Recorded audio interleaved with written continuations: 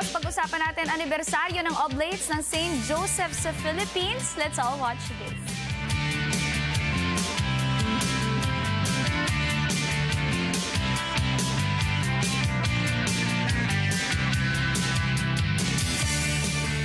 Aljo, Carla, and Jules.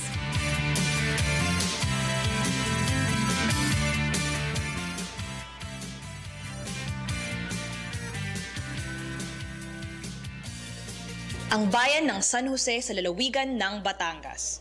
Bukod sa pagiging egg-raising capital ng bansa, kilala rin sila bilang bayan na sentro ng isa sa pinakamalaganap na Catholic Orden, ang Oblates of St. Joseph. The Oblates of St. Joseph is an Italian congregation. Ang congregation namin ay Oblates of St. Joseph. Ang aming patron saint ay si St. Joseph Marello, canonized last November 25, 2001. Ang simula nito, mga brothers, bago hanggang sa na-develop, nagkaroon na rin ng mga pari dahil nakita ni Marello, yung founder namin, ang need na hindi lang pwede brothers. Kaya kombinasyon ito ng pari at sa mga lay brother.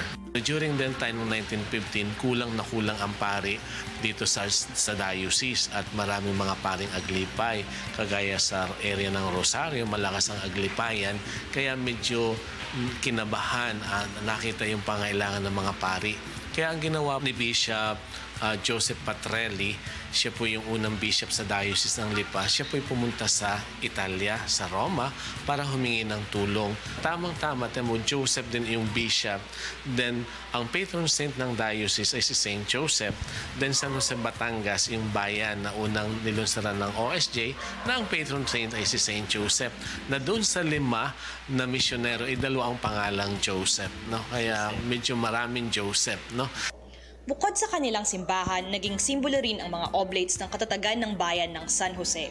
Dumanas din ng pagpapahirap ang mga paring oblates noong World War II upang maisalba ang bayan mula sa mapangwasak na pananakop ng mga Hapones. Napalaking tulong ng Oblates of St. Joseph sa diocese at alam namin na ito ay tinatanaw nilang utang na loob. No? At kami rin naman, in a sense, ay lumawak ang kongregasyon. Blessing ang Oblates of St. Joseph.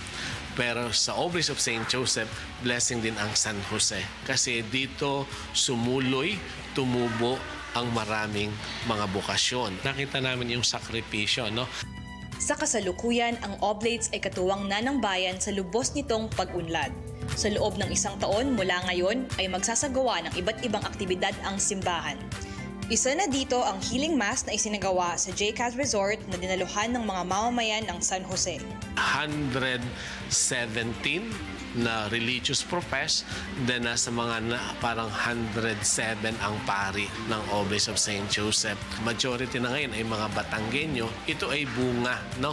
Kasi kaya napakahalaga ng may mga nagsasakripisyo. Nagdaos din ng paunang misa para sa sentenaryo. Isang malaking aktibidad naman ang isinagawa sa labas ng simbahan sa bayan. Magpapatuloy ang iba't ibang mga aktibidad sa loob ng 1 taong selebrasyon. Ang centennial kasi hindi ito yung katapusan, kundi panibagong simula at pagpapatuloy. At dahil sa yung centennial, kasi malaki ang promotion namin ngayon kasi pag centennial, napakaraming activity. Inaasahan na magiging malaki ang ambag nito upang mas lalo pang mapalago ang paniniwala ng mga taga San Jose.